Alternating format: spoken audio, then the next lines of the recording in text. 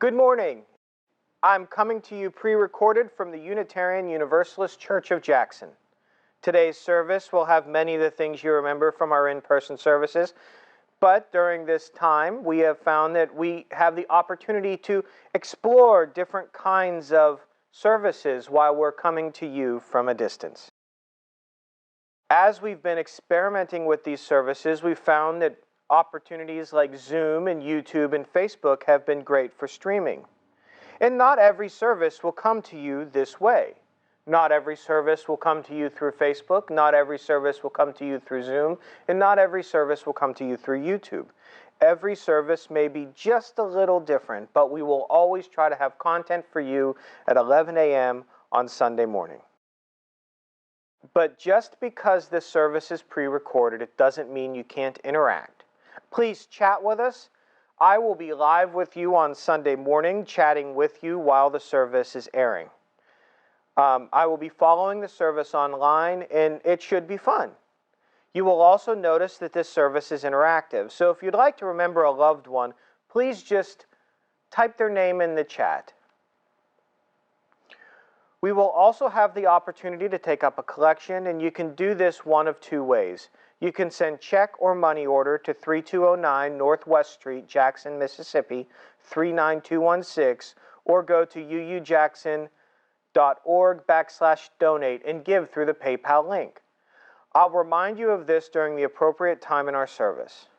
And during this time, we'd like to remind you that we've suspended all in-person gatherings. So we're looking for different options to maintain our community and care for one another during this time of pandemic.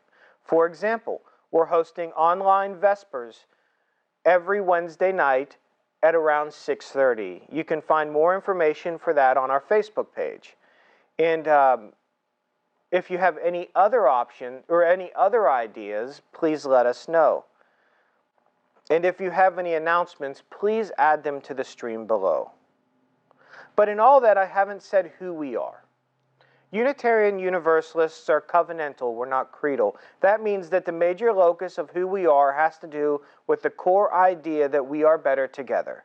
That faith not be bound within the pages of a book or limited by the interpretation of the ancients. Faith is alive and growing and ever evolving toward the needs of a beloved community. For opening words, I'd like to read this poem called Thresholds by Arlen Goff. Thresholds. We cross them every day, from room to room, from outside to inside and back again, from here to there, from anywhere to everywhere, from age to age. Each threshold offers an opportunity for change, for renewal, for transformation, from what we were and what we are and what we can be. In this hour and in this place, we cross a threshold from our day-to-day everydayness into space and time to attend to one another, to the sacred, to the holy, into an awareness of new life, pregnant with possibilities. How will we be renewed in this moment? How will we be changed by this hour? How will we be transformed through this gathering of the beloved community? Come, you longing, thirsty souls, come, let us worship together. And I will read this chalice lighting written by Reverend L.A. McCreary. We light this chalice on the shorelines of life, gathered as one at thresholds unknown, surrendering to the mystery and blessing that surely awaits as we dispel fear and call forth love, light, and peace, crossing over the thresholds together as one.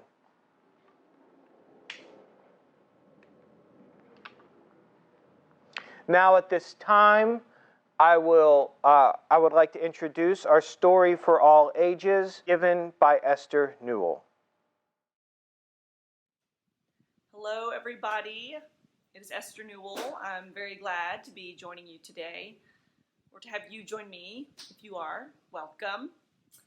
I'm so glad to be sharing a story for all ages for UUCJ in Jackson, Mississippi. And the story I got today Hope and Imagination by Martha Dallas. Illustrations by Esther Newell for UUC Jackson. Have you ever hoped for something and did that thing happen?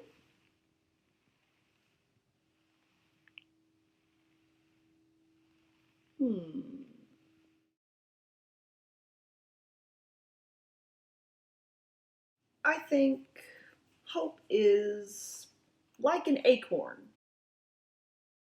If I dropped this on the floor and walked away, would it have any hope of growing?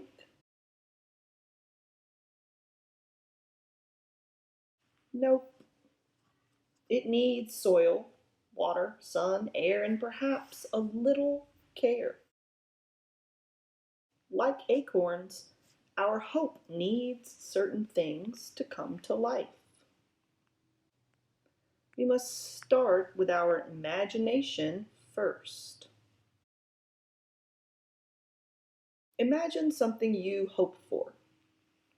Your hopes are like acorns. They just need a little work, care, help, and luck to ever really come to life, like an acorn turns into an oak tree. They're so big. Now, could you ever have an oak tree without an acorn? No. The same way, every great thing that anyone's ever done began with hope. Imagination, too, of what could be, and action to help it grow. That's the power of hope. I hope you've enjoyed this reading, and I look forward to when we can be together again. We're being asked now more than ever, what does it mean to be in community? What does it mean to be a community? As a community, we're committed to this place and to this space. We commit to building something greater than ourselves. We commit to building what Martin Luther King Jr. called the beloved community. Because community is about commitment. In this time more than ever, we need this community's support financially. Just because we are not in this space doesn't mean we don't need to continue to care for it. We're not a church of great financial means. We're not a church with a deep endowment. We are a small outpost in Jackson, Mississippi, trying to help feed progressivism in this area and bring hope. To all of you who pledge, thank you from the bottom of my heart, and I beg you to keep your pledge during this time, even though it may be difficult. As we try to support calls towards social distancing, we need your commitment to have a place to return to when this is over. We are a church that struggles financially. We need your support and your commitment. To anyone who's not a regular member who happens to come across the stream, I humbly ask you for help. We must learn that community is larger than the number that meets in any one space. We are responsible for one another. I call on you to respond now. You can do this one of two ways. You can send check or money order to 3209 Northwest Street in Jackson, Mississippi, 39216, or go to uujackson.org/donate to give through the PayPal link. You may do this at this time.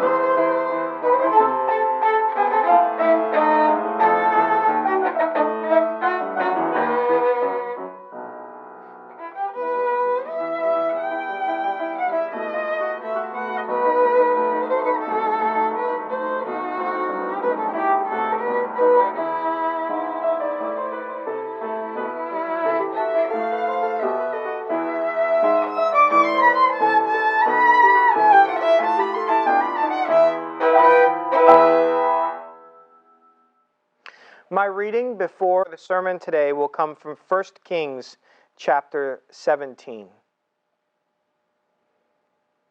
Some time later, the brook dried up because there had been no rain in the land. Then the word of the Lord came to him, "Go once to the Zarephath region of Sidon and stay there. I have directed a widow to supply you with food." So Elijah went to Zarephath, and when he came to the town gate, a widow was there gathering sticks. He called to her and asked, "Would you bring me a little water in a jar, so I may have a drink?" As she was going to get it, he called, "And bring me some bread." "As surely as the Lord your God lives," she replied, "I don't have any bread, only a handful of flour in a jar and a little olive oil in a jug. I am gathering a few sticks to take home and make a meal for myself and my son, that we may eat it, then die." Elijah said to her, "Don't be afraid. Go home and do as you have said. But first make a small loaf of bread for me from what you have, and bring it to me. And then make something for yourself and your son. For this is what the Lord God of Israel says, the jar of flour will not be used up, and the jug of oil will not run dry until the day the Lord sends rain to this land." She went away and did as Elijah had told her. So there was food every day for Elijah and for the woman and her family. For the jar of flour was not used up, and the jug of oil did not run dry, in keeping with the word the Lord had spoken to Elijah.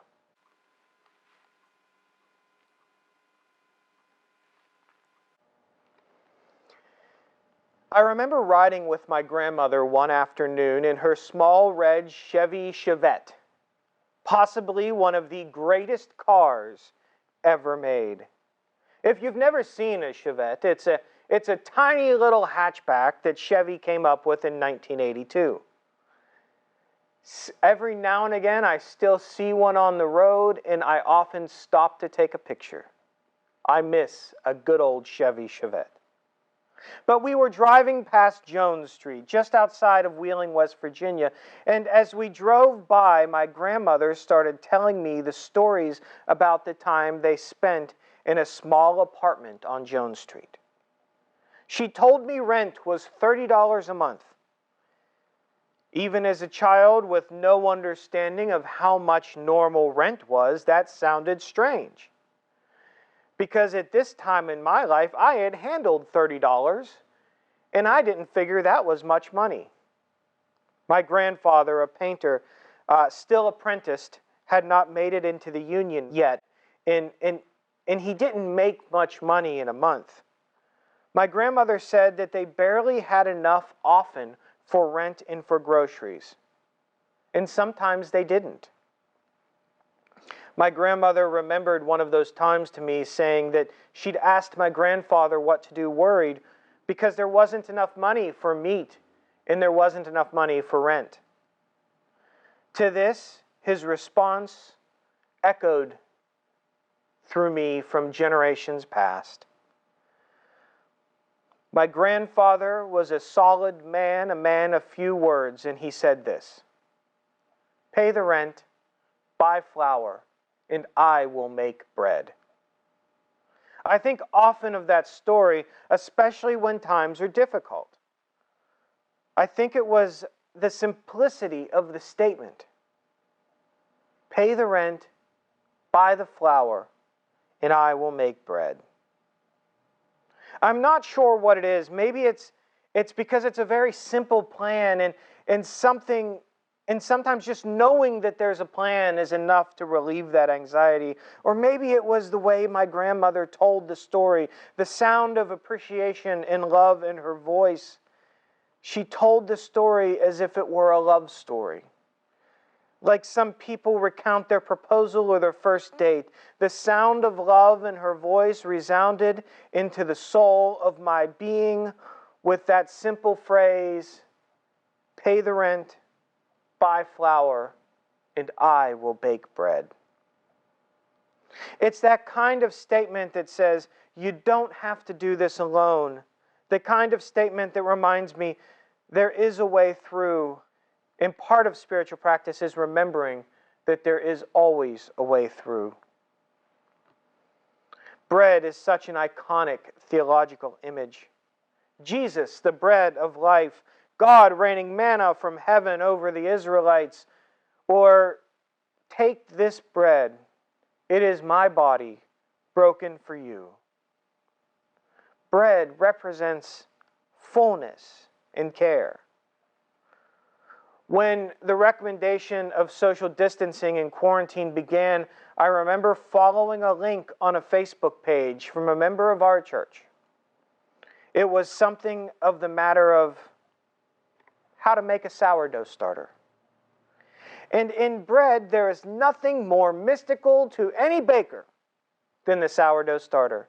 Just mix flour and water, let it ferment, and you will have all the yeast you will ever need. In 1 Kings chapter 17, Elijah is commanded to go to the widow of Zarephath to get food. He finds the widow who is at the gate gathering sticks and asks her for water, and she brings it to him. And he asks her for bread, and her response is heartbreaking. As surely as the Lord your God lives, she replied, I don't have any bread. Only a handful of flour in a jar and a little olive oil in a jug. I'm gathering a few sticks to take home and make a meal for myself and my son, that we may eat it and die. And then I reflect on my grandfather's words. Pay the rent, buy flour, and I will bake bread. In the story, the woman goes to make bread at Elijah's request. She finds that there is enough for them both, and that the next day there is even enough then. Jesus multiplies bread and fishes. It seems as if the only thing more iconic in Christianity and Judaism than bread is wine. But I'd been there, I'd done that, I'd made wine. But bread often seemed scarier than wine. So I decided during this time I would bake bread. I decided to make a sourdough starter, but since I'd never really handled bread dough, I thought I may need to get a little practice in before making the sourdough. So I started my starter and then began to bake no-knead bread. No-knead breads are very simple because, as the name points out, it's no knead. Generally, you start the bulk rise in the evening before you go to bed, and when you wake up, the dough should have doubled in size. That you then form it into a bowl, throw it in the oven, and bake it. When my starter and I were finally prepared to make a sourdough, my starter, whom I very thankfully named Frankie, I must admit that I couldn't call the first 2 bowls a success. In fact, I think I would call them a failure, because I never got it to rise the way I wanted to. But by the 3rd time, I had learned something particularly important about sourdough. It is less about the recipe and more about math and time. There are only 4 ingredients in a sourdough bread: flour, water, salt, and your starter, which is flour and water. So the important part isn't the recipe, but the schedule. And when I say schedule, I can't follow my schedule. I have to bake when the yeast is ready to bake, regardless of how I feel at the time.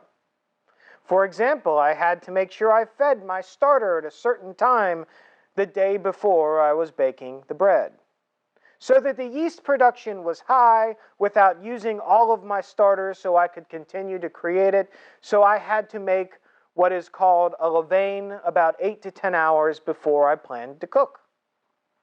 Then in the morning, I got up early, I mixed the dough, I stretched it a few times over a 2-hour period, and for the most part, sourdough is no need.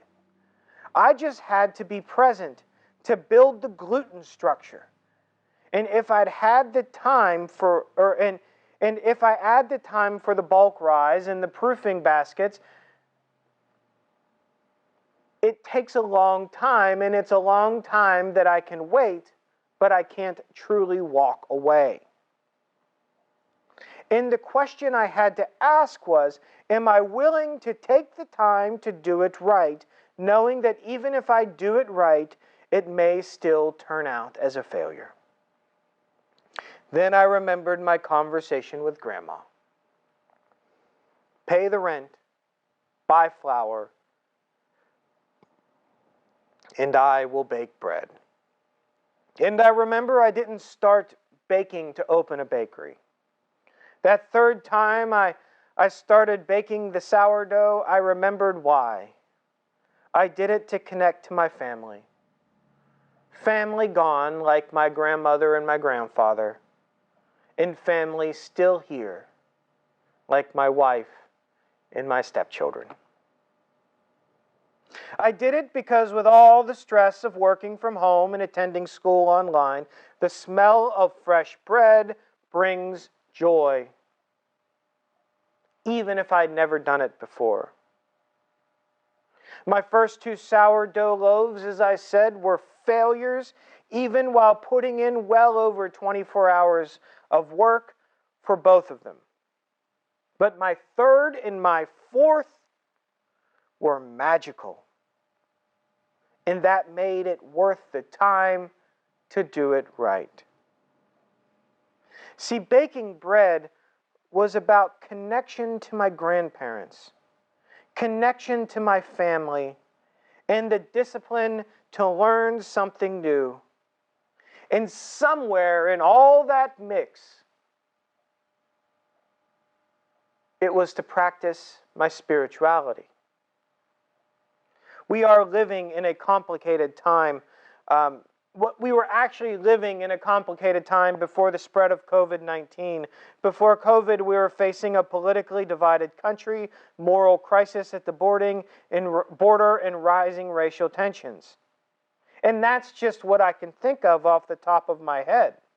As Unitarian Universalists, we cannot run away from these issues. However, to fully embrace the work of change and our responsibility in this change, we have to constantly consider self-care and spiritual practice. But I don't want to give the impression that spiritual practice is the same as relaxation. It's not. Though I won't limit the idea to kneeling in prayer, yoga, or walking in the woods, spiritual practice, for lack of a better term, is practicing spirituality. It is something we do towards a goal. It is something we do that builds spiritual strength. Relaxation is important in self-care. Sleeping in and taking a break to watch TV may be important, but they are not spiritual practice. Spiritual practice invokes the mind to something new, towards a spiritual purpose. And I would say you may not always find it enjoyable, yet it should be life-giving. It should be work, but it should also bring joy. And even if it is something that you enjoy, it will also require discipline and maybe even frustration. Right now, for me, spiritual practice is doing something the old way and taking the time to make instead of buy. Right now, while my wife and stepdaughter are working hard from home, stressed, I work to fill the house with the smell of fresh baked bread. And I love the outcome, but I hate the dishes. I love the plans, and I hate the failures. One sourdough loaf I made had the consistency of a brick because I rushed my bulk ferment, because sourdough forces me to have patience. The other day I noticed that we were out of sandwich bread. I had planned on making something different that day, but I realized that we were out of sandwich bread. So I stopped my plans and I made sandwich bread. Because beyond anything else, I made a commitment to do a thing. And I would do that thing. I would provide this service for my family, for their needs. So as I began to mix the ingredients and I felt the dough warm in my hands, beginning as a shaggy, floury mess, it transformed with me to a smooth, beautiful ball, giving easily. With each stretch, it reciprocated by retracting.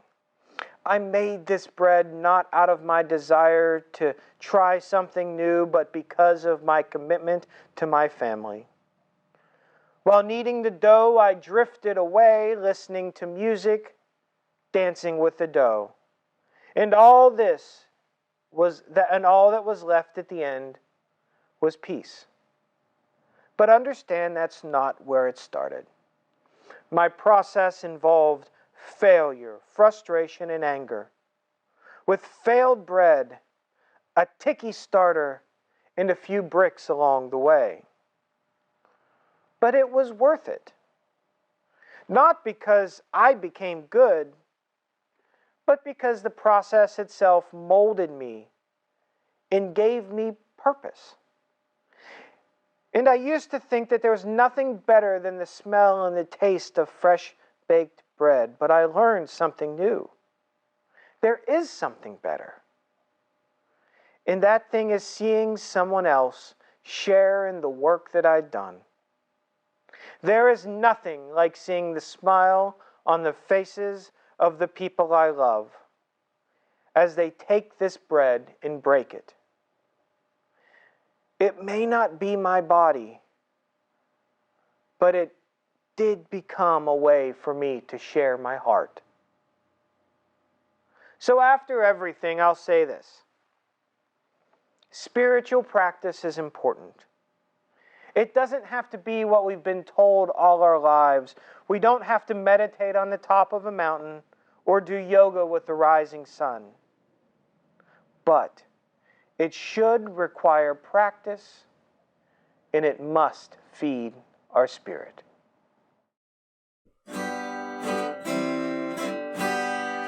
Love will guide us, peace outside us, hope inside us, will lead the way on the road from greed to giving. Love will guide us through the hard night. If you cannot sing like angels, if you cannot seek before thousands, you can give from deep within you.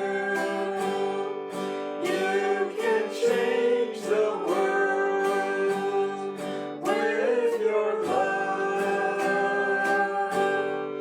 Love will guide us, peace has tried us, hope inside us will lead the way on the road from greed to giving. Love will guide us through the hard night.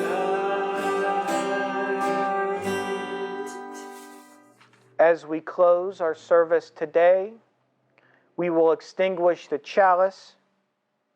And I say that in these words, we extinguish the flame, but not the light of truth, the warmth of community, or the fire of commitment. These we carry in our hearts until we are together again. I look forward to seeing you all someday soon. I love you. I miss you. Please be at peace and have a wonderful week. Go in peace.